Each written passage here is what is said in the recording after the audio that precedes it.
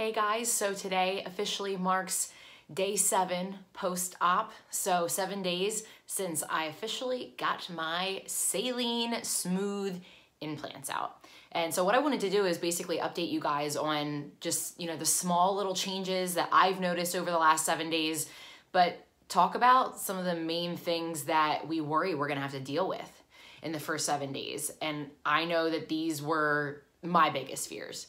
So, as far as the little things that I noticed so far, I know some women will be sharing in these breast implant illness groups saying, oh my God, I literally feel like a different person in like the first 5 days or the first day, or I feel lighter, like everything went away as soon as I woke up.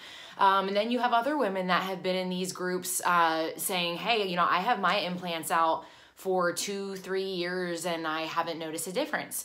And so it's hard to know what to expect, right? And we're all asked that question. Many of us are asked that question. If you start talking to anybody about getting an explant or telling somebody, hey, I am getting an explant, and they ask you why, and you say this reason, that reason, and list off all of the side effects or the symptoms that you're experiencing that you're hoping are gonna go away, and people may say to you something along the lines of, well, how do you know it's gonna fix that?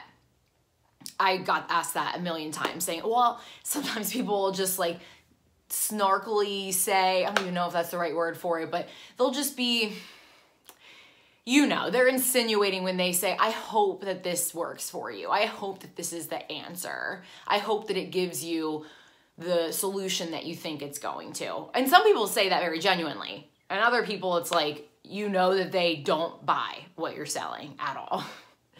So I was very interested to see how I was gonna feel when I woke up, and it's hard to tell exactly how great you're feeling for the first couple of days when you're on Vicodin or some type of pain medication, or you're coming off anesthesia, because you're feeling freaking great for the most part and your pain is managed.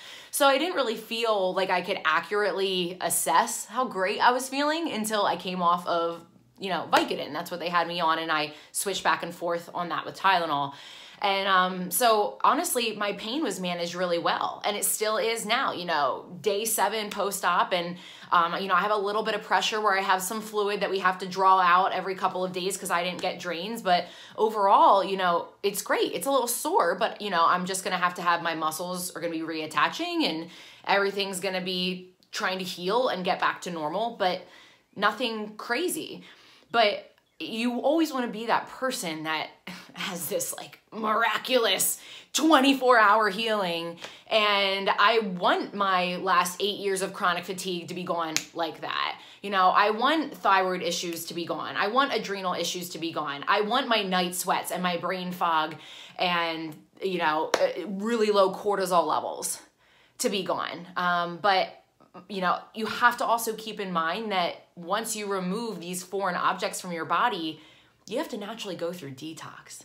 Like, yes, the surgeon takes out the implant, and if you have a good surgeon and you get the right thing done, and you're doing either a total capsulectomy or an end block, so you're getting the entire capsule taken out, whether it's in pieces or, the whole thing around the implant with an end block removal, you still have all these toxins that are still gonna have to be flushed from your body and other points of your system. And, the inflammation and the inflammatory response that has been going on for who knows how long in your body, it's gonna take time to heal.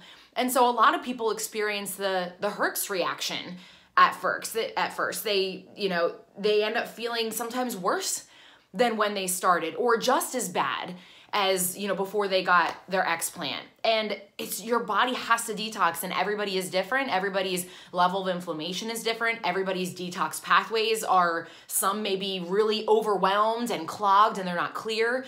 And that can also depend on how the person's been living their life for the last couple of months or years or decades. It can vary depending on genetics. It can depend on environment. It can depend on the nutrition that you've been taking in, the supplementation that you've been doing, any type of holistic health and wellness practices, like how you've been taking care of your body up to this point can really determine how quickly you recover and how fast this stuff happens. And I've been biohacking my body like crazy. I am, a holistic metabolic coach. I'm an online personal trainer. I'm a biohacking specialist. And so I've been doing everything I possibly can to be able to take care of my body, which is why when I continued feeling like this, I knew that I had to get an explant. I debated it for a while and I decided to move forward with it. And so I'm like, all right, I made the choice. I want to feel good immediately, right? But I have been journaling and noticing little changes as we go. The first thing I noticed was that honestly, my night sweats decreased drastically. I always attributed my night sweats to my Lyme disease because it is really common. And there's hormonal fluctuations, all different types of things can contribute to night sweats. But I literally would have to sleep in long sleeves or at least a short sleeve shirt. And I would almost always wear long pants, even in the summer. And my husband would say I'm crazy. But first of all, we have our air conditioning at the coldest temperature possible because my husband's a polar bear and needs to sleep in the freezing cold. So I have to kind of bundle up anyway. But, my husband would say, well, if you sweat that much, maybe you just need to not wear like sweatpants. You need to not wear long sleeves. Try sleeping naked or just in a bra and underwear or whatever. And I would sweat regardless. We had tried everything. And it was easier for me to get up in the middle of the night and change my clothes 1 or 2 times instead of having soaking wet sheets because I wasn't sleeping in much clothes and getting it all over the sheets. Or I even thought of sleeping on towels. So I just slept in clothes and just changed them a million times. Our laundry pile was always huge because I was just sweating through everything. And then I woke up smelling like I was sweating, like toxic. And so my husband and I would always joke, it seems like it's such a waste of time to even shower before I go to bed because I'm going to wake up and I'm going to have to shower as soon as I wake up in the morning. And I know a lot of you guys out there will relate to that. But I always attributed it to my Lyme disease. And then I realized a lot of women that have a suppressed autoimmune system from having breast implants were experiencing night sweats as well. And so I noticed over the first couple of days after explanting that my night sweats were improving. I was still sweating and I would hope I would because I still need to detox all of this crap. So I don't want to stop sweating. And whether you feel like you experience sweating or not when you're sleeping, you are sweating. But mine was obnoxiously noticeable, like wake up dripping. And my husband would be like, I heard you squeaking last night because it literally was dripping all over the bed sheets. And you can hear when I just move slightly the because my sheets are soaked. It's just ridiculous. So I was excited to see that. I am still sweating, but not as much. And I can see that it's decreasing a lot. My brain fog has started to decrease. It's not a crazy amount decrease, but it is starting to decrease.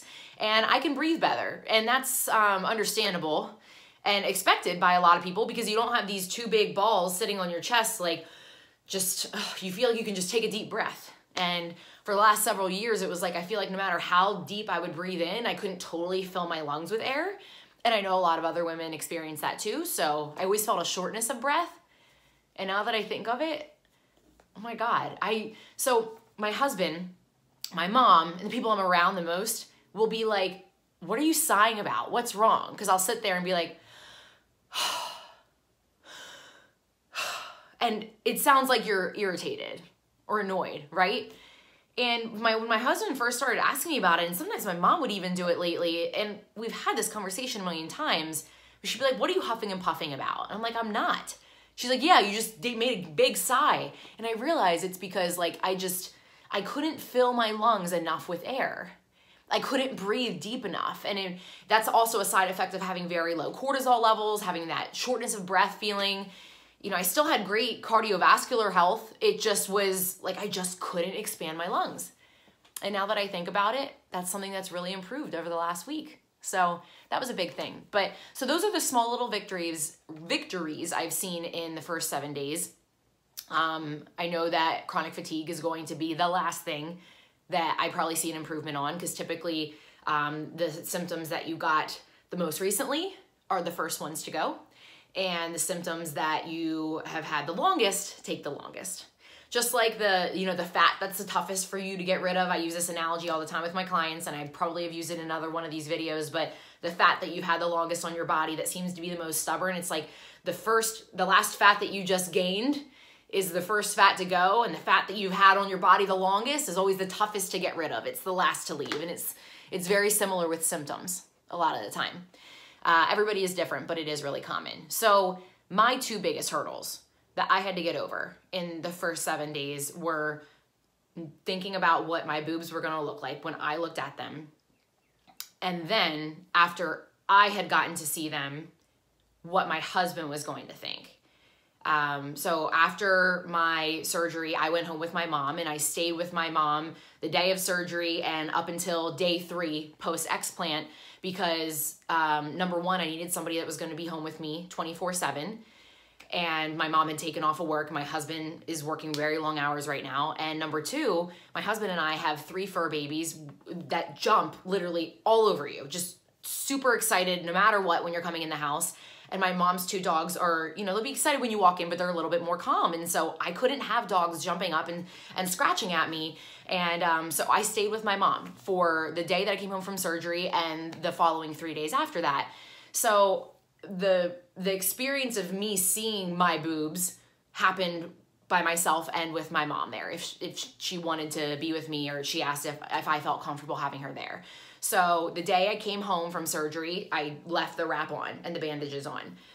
Slept really well, managed the pain, everything was good. The next day I'm like, I just need to, like, I was in a hospital, like I need to take a shower.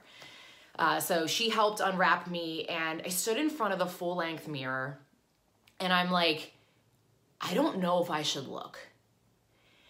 I was really, really scared because my one friend who got an explant about 6 weeks before me said that she didn't look for a couple of days, and she was really comforting with me, saying, you look when you're ready.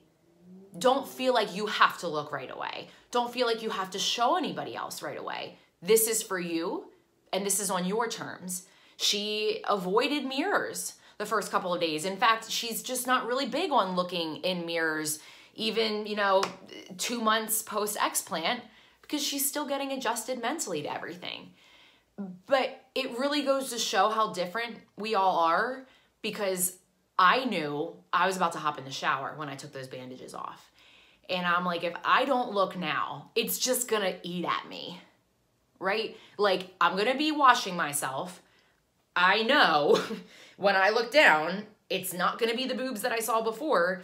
I need to see it. Like, I need to look, because it's just like ignoring what's there. That was just how I felt. And so, you know, my mom was standing in front of me. She was standing in front of the mirror. And then, so she was blocking my reflection. And she was like, do you want to look? I'll step to the side. And I was like, yeah, I guess so. And I just kind of froze. I just kind of froze. Like, I knew, you envision what it's going to look like. And I feel like for me, it was kind of easier to envision what it was probably going to look like, because I was totally flat before I got implants. So I'm like, probably going to look the same or just a little worse than what I was before. I'm like, you know what, at this point, if I look the same as what I did before, at least, like, I'll be happy with that. But I'm like, you know, my skin's been stretched out over 8 years. And like, I know that I'm leaner now than I was when I got my implants put in. So deflated balloons is what I was worried about. And my husband was honest with me, saying that that may be where you're at. Like, we don't know.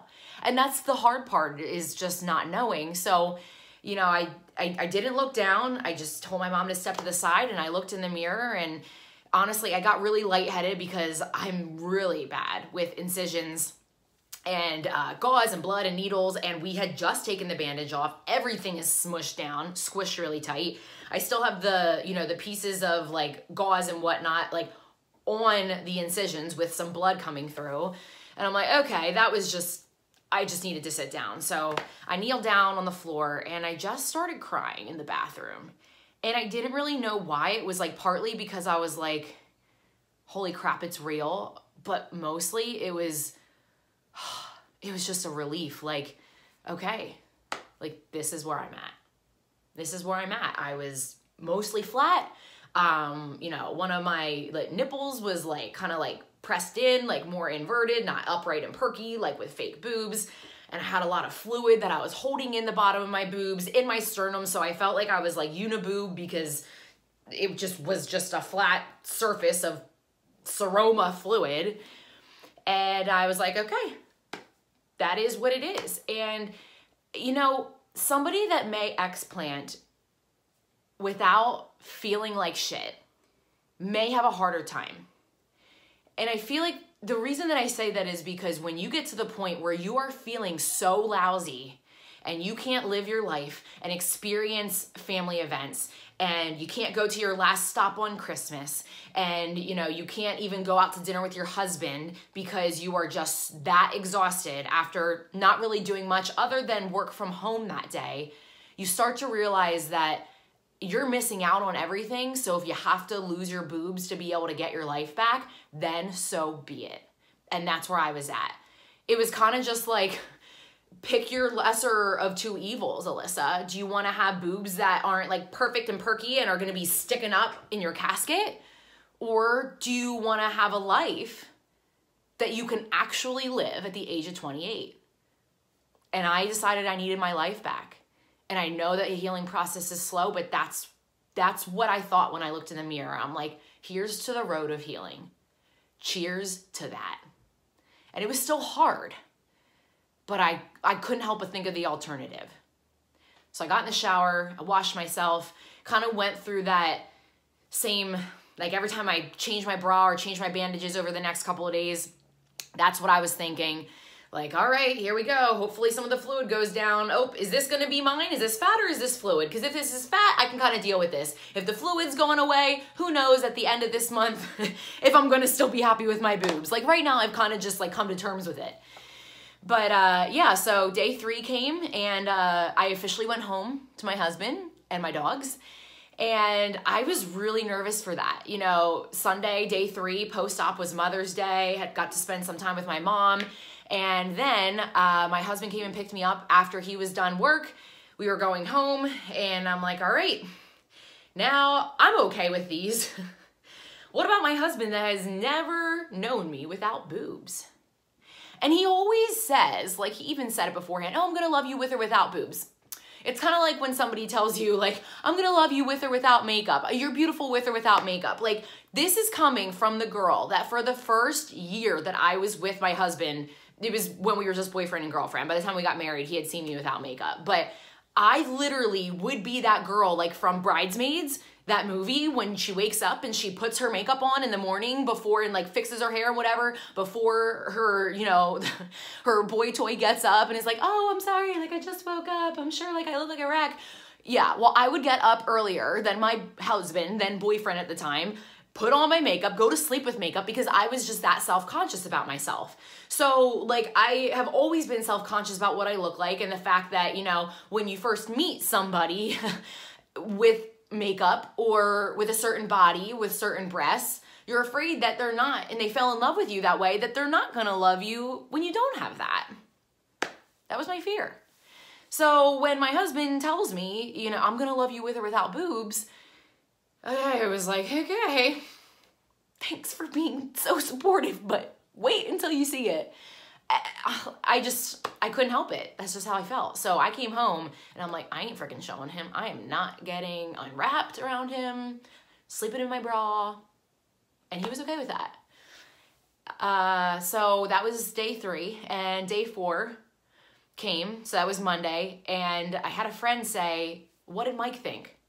Like when you showed Mike your chest, what were his thoughts? And I said, I didn't show him yet. And she's like, well, why? And this was one of my friends that got an explant as well. And I said, I'm not ready. And she was like, okay. And that was kind of the end of the conversation. She just started asking more about me. And I'm like, I just started thinking about it more. And I felt like it was like this dark secret. Like, he's gonna have to see sometime. When are you gonna show him? So he got home that day, day 4, post-op. And we were just talking about where I was holding some fluid in certain areas. And I'm like, you want me to just go show you? And he looks at me like, if you want me to. And I was like, are you ready for this? He said, if you're ready for this. So we walk up the steps and he's like, do you still have like stitches and stuff? Because I just get kind of queasy around that. This coming, if you know my husband, he's like fully tatted. Like, I'm like, okay.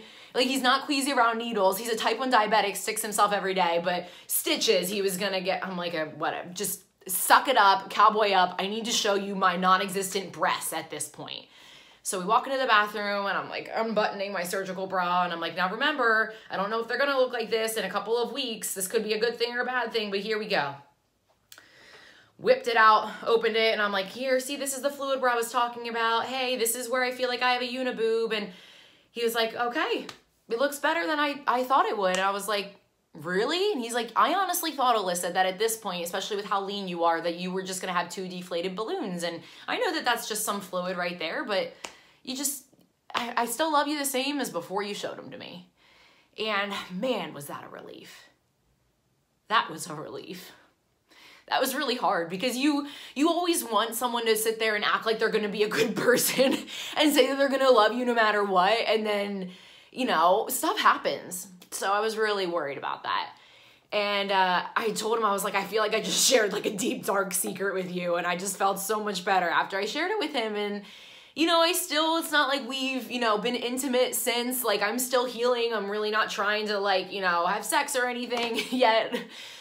And I told him before I got the surgery, I just had to plug this in there. I told him, you know what, maybe for a little bit after I have an explant, I may just have to wear a bra when we have sex. And he was like, that's kind of weird. I'm like, why is that weird? He's like, that's like somebody having sex with like their socks on. You're not going to have sex with a bra on. And I was like, if that's what I need to do to have sex, then that's what we're going to do. And I'm not trying to have TMI here, but like, let's be real. Like, I mean, I know when I, you know, one of my first boyfriends, I literally never took my bra off in front of him. It just was, I was so self-conscious. So now I was now back to this place. And I know that Mike is now my husband. It's like, he's like, I'm an ass guy anyway, so who cares? But I'm like, oh my God, we've never had sex without me having boobs. It just felt weird. It just was like, I don't know. So that'll be another YouTube, Facebook, whatever video for you guys. But that's kind of been my first 7 days. Me looking in the mirror, just saying to myself, hey, yeah, you don't have the same boobs that you had, but you're going to get your life back. So here's to healing. And showing my husband and saying, you know, I know that he's a jokester, and I had to preface it with him saying, I know you may think certain things are funny, but do not make one flat joke, one boob joke, nothing. Do not. Even if you think it's going to be funny, don't say it, because that's what a lot of men do. They just don't think. A lot of people don't think. But my husband and I joke around with each other a lot, and I was like, this is not the time. I'll let you know when it's okay. And I can maybe make a joke, but you can't laugh and you can't say it. I think having the boundaries really clear is important when you have a significant other, letting them know before explant what your expectations are, what theirs need to be, what you may need from them in order, like whether it's care around the house, setting yourself up for success so that, you know, you can't expect men to ever read your mind, let alone then when you're getting like a life-changing surgery, you have to lay it out. You have to have it planned out. And I feel like that just removes a lot of friction. So, you know, other than that, I took a couple walks in the last week. Today, I officially took my shirt off on my own. I had to have my husband take my shirt off for me the last couple of days. So day 7, I was officially able to go like this and pull it up. I started doing some, you know, lymph moving exercises, up and down, in and out, chicken dance, moving around the lymph in this area. So I have a dry brush that should be coming tomorrow. So I'll keep you guys updated on how I incorporate that in a detox protocol. But the biggest hurdles this week were just me seeing my boobs, showing my boobs to my husband. And it's that mental, that mindset of, I didn't just lose anything. I just gained life. I didn't just lose my boobs. I've now gained my life back. And I know that the healing process is happening, and having patience and getting yourself ready and knowing that you're not going to be healed in a week, in 2 weeks, in 3 weeks. So just remember how long you've been accruing all of this stress and all of these symptoms.